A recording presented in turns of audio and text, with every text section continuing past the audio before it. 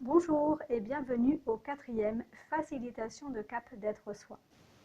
Aujourd'hui, j'ai choisi de vous partager comment être soi de manière pérenne en intégrant toutes les parts de soi dans tous les domaines de sa vie. Si j'ai choisi cette thématique, c'est que au travers des accompagnements individuels que j'accompagne aujourd'hui, que j'ai le plaisir de découvrir, que je croise aujourd'hui, j'ai pu retenir que régulièrement le mal-être ressenti, les oui mais, les je n'ai pas le choix, c'est l'autre, le temps que vous passez sur ce que l'autre vous a dit ou fait. En fait, il n'y a pas de secret. Quand on est dans ce genre de fonctionnement, en fait, on entretient la situation. Vous la créez. Et tant qu'elle existe dans votre vie, vous pouvez vous demander même pourquoi, quelle est sa fonction.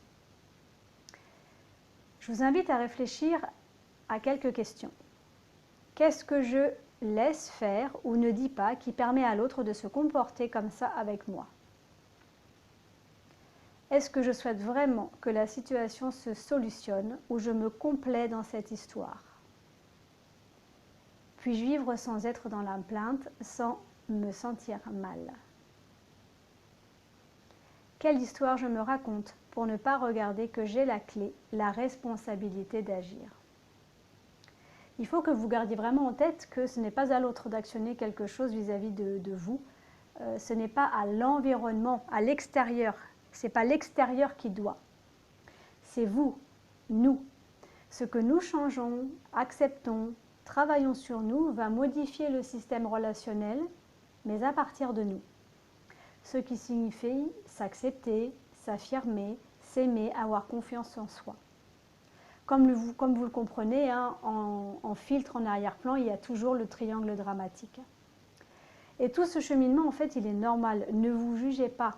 Sortez de l'énergie de la victime, de la fuite, et cessez d'entretenir ce que les autres, alors quand je dis les autres, c'est les familles, les amis, les collègues, l'entourage, peu importe, ont posé comme regard sur vous. Ne validez pas la définition des autres de vous. Je vous propose 5 actions pour démarrer votre processus de libération. Première action, prendre le temps de faire un point sur ses émotions et ses conditionnements. Deuxième point, travailler en profondeur son estime et sa confiance en soi. Troisième point, apprendre à se détacher des attentes extérieures et des croyances qui vous freinent. Quatrième point, être bienveillante ou bienveillant avec soi-même, accepter ses petites faiblesses. Cinquième action, faire la démarche de se faire accompagner. Je vous propose pour cette 4e facilitation un temps d'ancrage. Pour ce faire, je vous invite à vous asseoir ou à vous allonger, à arrêter ce que vous étiez en train de faire et d'écouter votre respiration.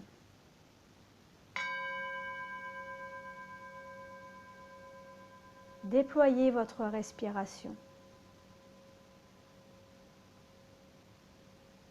Recentrez-vous.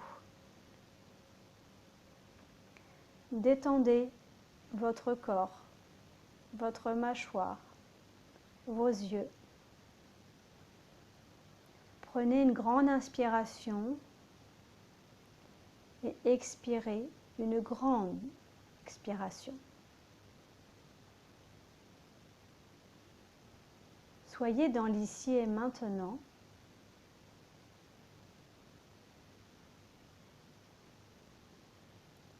Ni dans l'après, ni dans l'avant. Peut-être allez-vous détecter une contracture, une douleur, ou un bien-être, ou une pensée récurrente. Inspirez en ouvrant grand votre cage thoracique et expirez. soulagez, accueillez les douleurs, les crispations ou les pensées sans jugement. Détendez-vous. Dépliez le visage.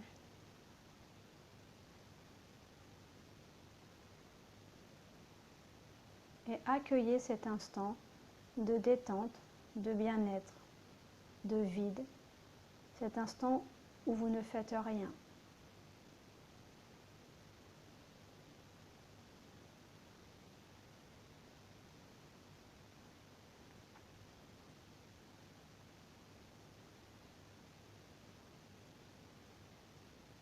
Et vous pouvez répéter ce mantra intérieurement ou à haute voix.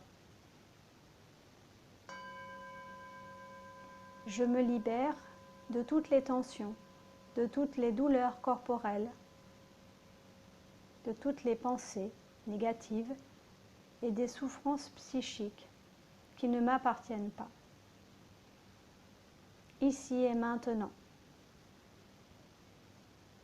Ainsi que tous les liens et causes, ainsi que tout ce qui retient ces énergies,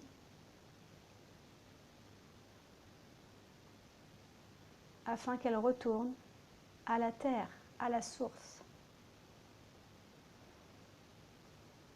Vous pouvez répéter ce mantra autant de fois que vous le voulez, refaire cet instant d'ancrage tous les jours ou quand vous en ressentez le besoin pour pouvoir libérer le stress, une émotion en la nommant, en identifiant le besoin qui est non satisfait pour vous et apaiser votre respiration et votre mental.